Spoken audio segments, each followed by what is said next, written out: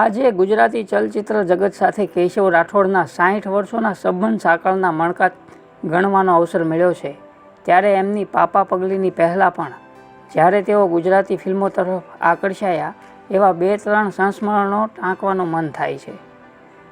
1959 થી 61માં કેશવ રાઠોડ રાજુલા સિટીમાં ભણવા ગયા અને ત્યારે સજ્જન ટોકીઝ કદાચ આજે હશે એની બહાર પહેલીવાર પહોંચ્યા ત્યારે ત્યાં ગુજરાતી ગીતોની ગ્રામોફોન રેકોર્ડ સંભળાવતા હતા।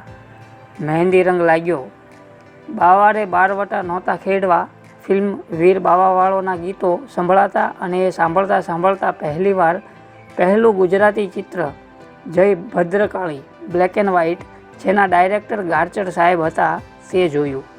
પડદા પર આવતા ટાઇટલો વાંચીને એમને થતું આપણું નામ આવે તો। નમસ્કાર મિત્રો, હું છું ગજ્જર નિલેશ અને આજથી આપણી એક નવી શરૂઆત કરવા જઈ રહ્યા છીએ।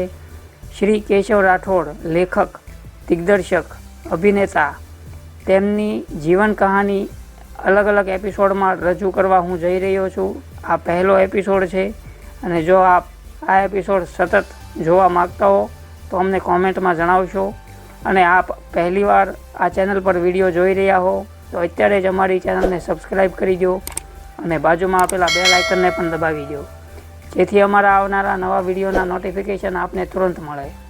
સાથે જ અમારા ફેસબુક પેજ અને ઇન્સ્ટાગ્રામ આઈડીને લાઇક કરવાનું ભૂલતા નહીં।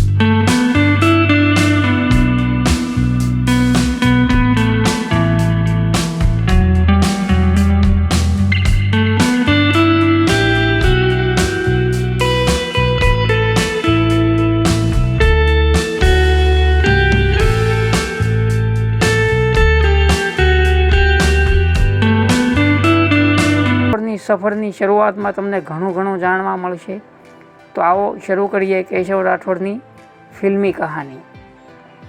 બસ પછી એ બીજ અંદર ફાલતું રહ્યું। કેશવ રાઠોડ રાજુલાથી ખડસલીથી ડુંગર અને મેટ્રિકમાં જૂનાગઢ ભણવા ગયા ત્યારે ચિત્રલોક નામના પેપરમાં એક ગુજરાતી ફિલ્મ માટે નવા કલાકારો જોઈએ છે વાંચીને સરનામું જૂનાગઢનું જ તન્ના સાહેબ નિર્માતા હતા। નાના કેશવ રાઠોડ ફોટોગ્રાફ્સ આપી આવ્યા। પછી જવાબ તો ન જ મળ્યો। એ ફિલ્મ બહુરૂપી જેમાં લક્ષ્મી છાયા પહેલીવાર મુખ્ય નાયિકા બની પડદા પર આવી। લક્ષ્મી છાયા સાથેના સંબંધોની વાત આગળ કરીશું। અને હા, આ બહુરૂપી ફિલ્મ વિશેનો અમારો વિડીયો પણ એક છે જે હું નીચે ડિસ્ક્રિપ્શન બોક્સમાં આપી દઈશ, ત્યાં જઈને તમે બહુરૂપી ફિલ્મ કેવી રીતે બની તે જોઈ શકો છો। તન્ના સાહેબના ફોટોગ્રાફ પણ ત્યાં છે, એમના વિશે વધુ જાણકારી પણ તે વિડીયોમાંથી મળી રહેશે। આગળ વાત કરીએ તો એમણે કેશવ રાઠોડે સતત ચિત્રલોક વાંચી રાખ્યું। ધનવંત શાહની જાહેરાતો જોઈ, એમને પણ પત્ર લખ્યો, કોઈ જવાબ જ નહીં। ધનવંત શાહે ફિલ્મ બનાવી કે નહીં પણ કેશવ રાઠોડનો રસ ટપકતો રહ્યો અને ત્યારે ગુજરાતી ફિલ્મોના પ્લેબેક સિંગર રતિકુમાર વ્યાસ એટલે જૂનું કાદુ મકરાણી ફિલ્મના ગાયક એના ડાયરામાં ગયા અને એમ થયું કે તેઓ ગુજરાતી ફિલ્મના ગાયક કેમ ન બની શકે, એમનો અવાજ સારો હતો એવું તેઓ માનતા। પછી તો કેશવ રાઠોડ ભાવનગર કોલેજ કરવા ગયા। ત્યાં એક સાર્વજનિક કાર્યક્રમમાં મુંબઈથી આવેલા 2 ભાઈઓ શ્રી કાંતિભાઈ મકવાણા અને જયંતિભાઈ મકવાણાએ કેશવ રાઠોડના અવાજના વખાણ કર્યા અને મુંબઈ આવવા આમંત્રણ આપ્યું। એમનું તો કોઈ હતું જ નહીં।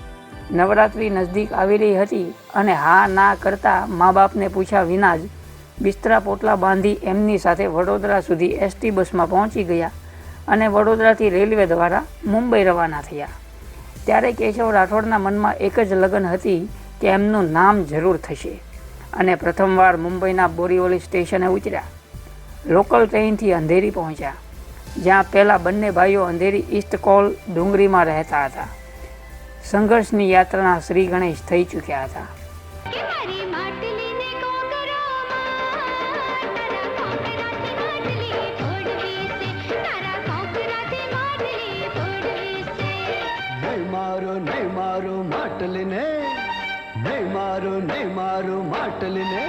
ગુજરાતી ચલચિત્રોના પડદા ઉપર નામ ક્યારે આવશે, પરંતુ વિધાતાએ પ્રવેશ માટે નવો દરવાજો દેખાડ્યો હતો। સપનાની શરૂઆતમાં બીજા જ દિવસે જયંતિભાઈ મકવાણા કેશવ રાઠોડને અંધેરીથી ચર્ચગેટ મોટરસાયકલ પર ઓલ ઇન્ડિયા રેડિયો સ્ટેશને લઈ ગયા. રેડિયો સ્ટેશનના રિસેપ્શન પર તેમણે કંઈ વાત કરી અને બંનેને બેસીને રાહ જોવાની પરવાનગી મળી.